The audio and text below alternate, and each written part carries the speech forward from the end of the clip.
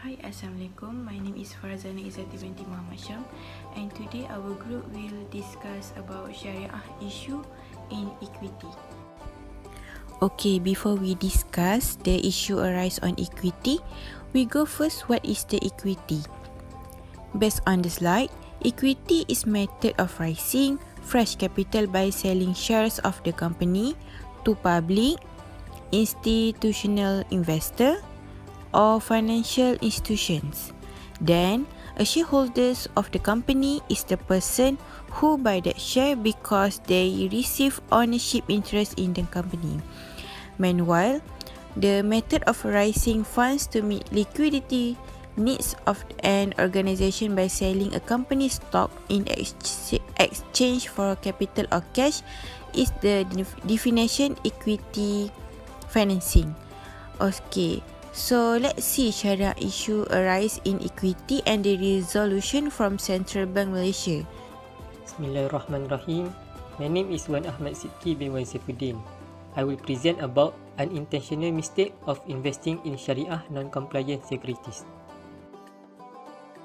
SSC Security Commission constantly reviews listed securities on Bursa Malaysia to determine and classify the Syariah status of the listed securities based on the specified criteria, which is business activity benchmark 20% and 5% and financial ratio benchmark 33%.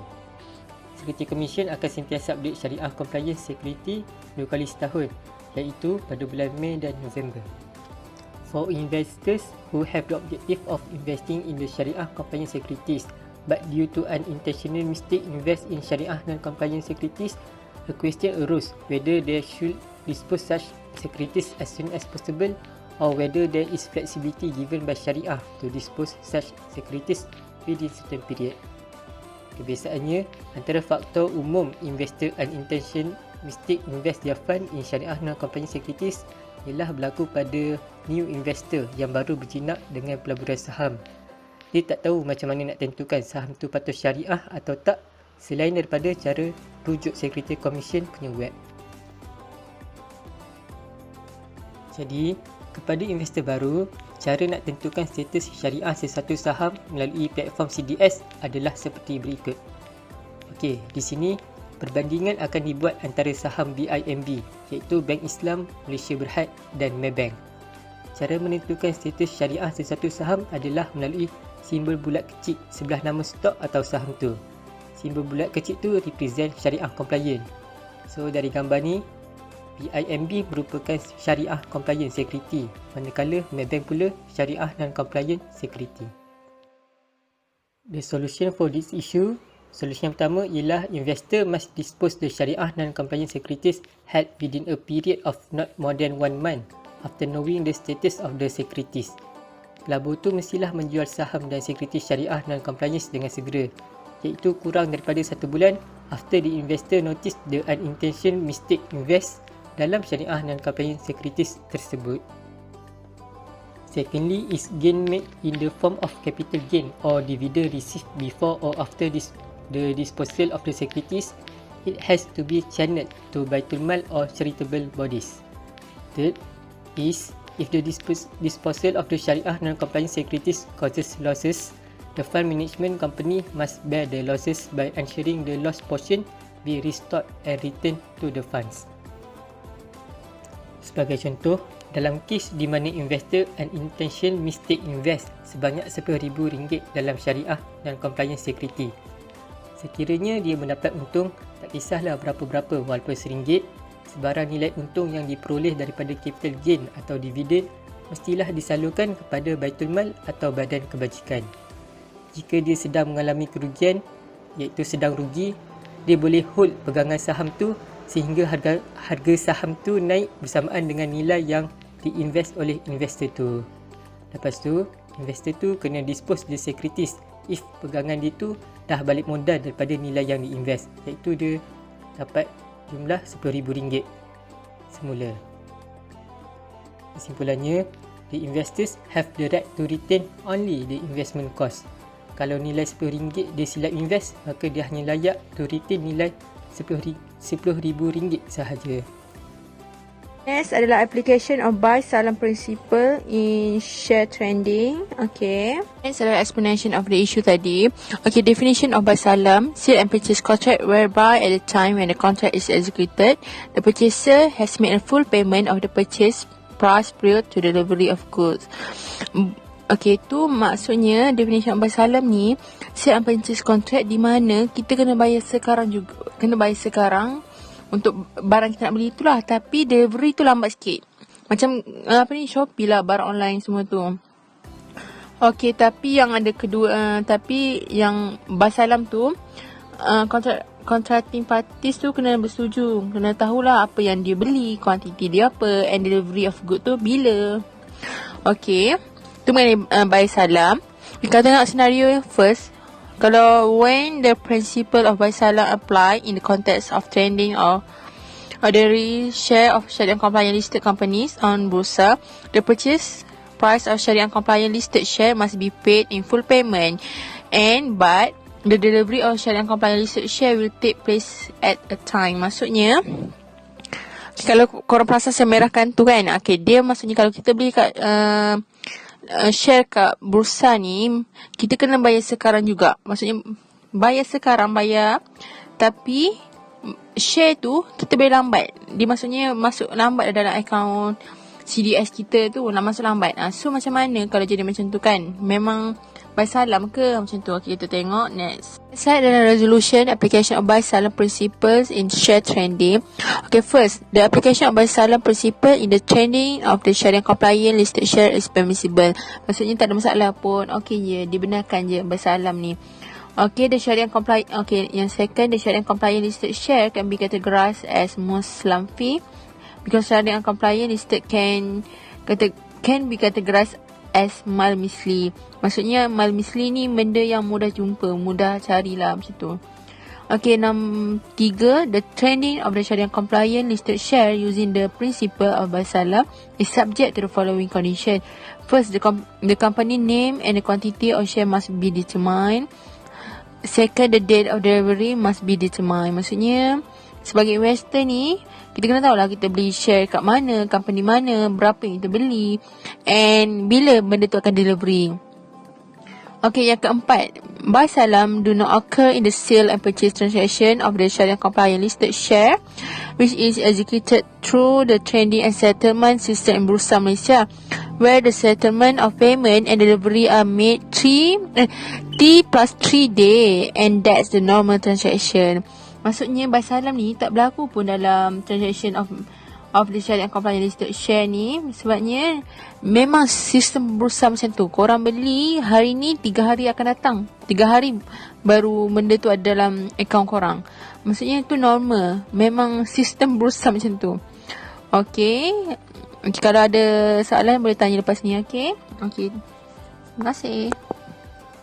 The next issue in equity, the next Sharia issue in equity is purification by investors. Okay, is it permissible for investors to purify their wealth by themselves? Okay, so SAC have came out with 4 resolutions. First and foremost, upon receipt of the tainted income, the fund manager shall deposit the tainted income into a separate account which is segregated from the account of the Islamic fund. And secondly, the fund manager shall distribute the tainted income to the investors as soon as practically possible, which is shall be advised by Sharia advisor of the Islamic fund. Okay, they must distribute the tainted income as soon as possible. And thirdly, the fund manager shall inform or notify the investors of their obligations to purify the tainted income in accordance with the Sharia principles upon distribution of the tainted income to the investors. The processes and procedures for the purification of the tainted income by the investors shall be clearly disclosed in the offering document. But what is tainted income actually is? Okay, tainted income is a Sharia non-compliant income. Basically, income generated from the operations of non-compliant Sharia principles and rules. For instance, income derived from Sharia non-compliant business and profits obtained from unlawful sources. Okay, as we have learned before this about the 5% benchmark, about the 20% and 33% benchmark, right?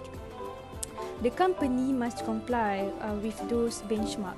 If they fail to comply with those benchmark, they are considered as unlawful. So they have to purify their income. They have to purify their tainted profit. So this is the resolution established by Sharia Advisory Council. The next issue in equity is that Sharia compliance for companies that carry out activities involving manufacturing, processing, and marketing of food and cosmetic products or personal care and health products. Okay, so SAC came out with 2 resolutions pertaining to this issue. Firstly, for food products, they must obtain halal certification from JAKIM.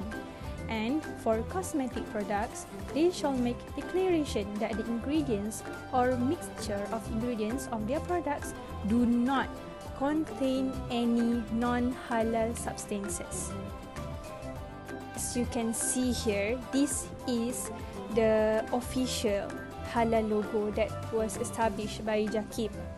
Okay, it must also include the last 10 digits of the file references number.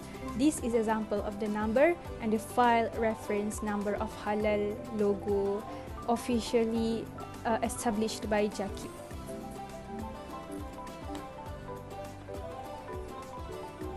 My name is Muhammad Dini Zikri bin Nordin. Now let's move to the next issue, which is Sharia status of preference shares whose underlying shares are Sharia compliant. Okay, preferred share is a giving shares, privilege and preferences to its shareholders over ordinary shareholder. Preferred shareholders will prioritize profit over ordinary shareholders. And there is tanazul in preference shares. Okay, before that, preferred shares ni maksudnya adalah saham keutamaan. Okey, maksudnya pemegang saham keutamaan ni dia lebih diberikan keistimewaan berbanding pemegang saham biasa. Okey, keistimewaan yang diberikan kepada pemegang saham keutamaan ni adalah daripada segi untung. Okay, means kalau ada untung, untung tu akan diberikan lebih kepada pemegang saham keutamaan berbanding pemegang saham biasa. Ataupun kadang-kadang untung tu diberikan semua kepada pemegang saham keutamaan. Dan pemegang saham biasa tak dapat apa-apa. Melainkan kalau ada lebih, baru pemegang saham biasa dapat lebih. Dapat lebihan. Macam itu. Sebab itulah preferred share ni, preference share ni dia menjadi isu. Sebab dia macam pemegang saham yang keutamaan ni je yang dapat banyak untung, and yang lagi satu pemegang saham ni tak dapat banyak untung, macam itu. Okay, so there is tanazul in preference shares. Okay, first, preference is given to shareholders of preference over shareholders. It is common to obtain an overall probability of profit if the resulting profit is less than the expected profit rate. Okay, maksudnya keutamaan diberikan kepada pemegang saham keutamaan berbanding pemegang saham biasa untuk memperoleh kemungkinan keseluruhan keuntungan jika keuntungan yang terhasil adalah kurang daripada kadar keuntungan yang dijangkakan. So ini macam apa yang saya sebutkan tadi. Maksudnya pemegang saham keutamaan ni dia akan dapat keseluruhan keuntungan tersebut. Sekiranya keuntungan yang nak dicapai tu tak tercapai, pemegang saham keutamaan ni dia akan dapat semua keuntungan, dan pemegang saham biasa dia tak dapat apa-apa. Alright, next. Priority given to shareholders of preference over shareholders ordinary shares to make a profit in advance at a set rate only if the resulting profit is above the expected profit. Maksudnya, keutamaan yang diberikan kepada pemegang saham keutamaan berbanding pemegang saham biasa untuk memperoleh keuntungan terlebih dahulu pada kadar yang ditetapkan sahaja jika keuntungan yang terhasil adalah melebihi daripada jangkaan keuntungan.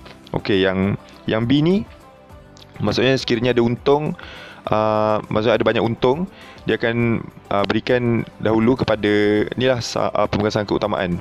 Dia akan utamakan dulu pemegang saham keutamaan. Dia akan berikan untung yang telah ditetapkan pada awal kontrak. Dia akan berikan. Jadi kalau ada lebih tu barulah untuk pemegang saham biasa. And C is priority given to shareholders of preference over shareholders ordinary shares in the return on capital in the event of a winding up situation on the company. Maksudnya, keutamaan yang diberikan kepada pemegang saham keutamaan berbanding pemegang saham biasa dalam pulangan modal jika berlaku situasi winding up ke atas syarikat. Okey, maksudnya meskipun syarikat mengalami kerugian, walaupun syarikat tu mengalami kerugian, pemegang saham keutamaan akan memperoleh semula modal yang mereka laburkan secara penuh. Macam tu. I'm sorry, before that I forgot to explain what is tanazul. Tanazul ni adalah pengguguran hak. So from the issue above, the SSC had resolved that preference shares are classified as Sharia compliant securities provided that first, the underlying shares are classified as Sharia compliant securities, and the preference shares are non-cumulative based on the concept of tanazul. So the concept of tanazul, like what I have explained before this. My name is Muhammad bin Muhammad Sayyidi, and next we go to the issue proceeds from the sale of subscription rights of loan stock to cover technical losses of the company shares. Subscription right are the right of existing shareholders to retain their holding or ownership percentage in a company by subscription of new shares issuance at or below market price. This right includes subscription rights of loan stock. In relation to the subscription right of loan stock, there is an inquiry from the industry on the Islamic fund manager who holds company shares, which is mother shares, which were classified as Sharia compliant shares, which are subsequently reclassified as Sharia non-compliant. Generally, when the loan stock are issued, a dilution will occur whereby there will be an increase of the number of the company shares, and this will cause the price of the company shares held by the fund manager or investor to fall. As such, the above issue was presented to the SSC to seek decision whether the Sharia permits or not the Islamic fund manager or Muslim investor to sell the subscription rights of loan stock to cover the technical losses incurred on the shares held by them due to the fall in the such shares price.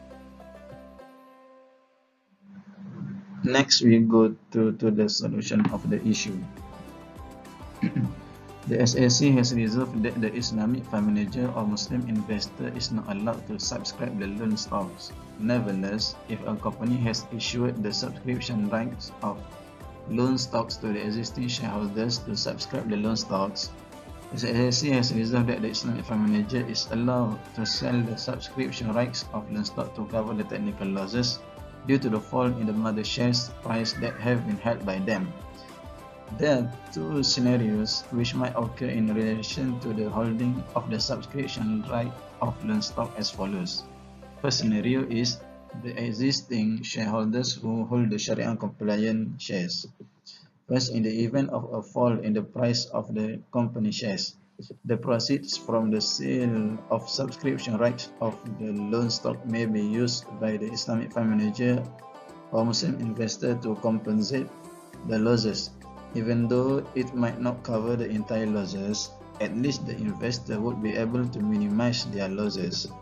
Second, in the event of increase or no change in the price of the company shares, the proceeds from the sale of such subscription rights should be channeled to Baitul Mal and or approved charitable bodies. Second scenario is the existing shareholders who hold the Sharia compliant shares which are subsequently reclassified as Sharia non-compliant. The Islamic fund manager or Muslim investor is allowed to use the proceeds from the sale of the subscription rights of loan stocks to cover the investment costs of the Sharia-compliant mother shares, which are subsequently reclassified as Sharia non-compliant, that would be disposed below the investment cost price in order to expedite the disposal of the Sharia non-compliant shares. So the last one is conclusion. Equity financing does not directly involve the obligation to repay any advance funds, but it does offer the investor a form of ownership in the business he finances. Investors will share the profits earned by the business along with any asset derived from the liquidated business according to the investment ratio. Since Islamic investment is a method to improve the socio-economy of Muslims, a more organized system needs to be structured so that it becomes an element that truly benefits Muslims in particular. That's all from us. Thank you.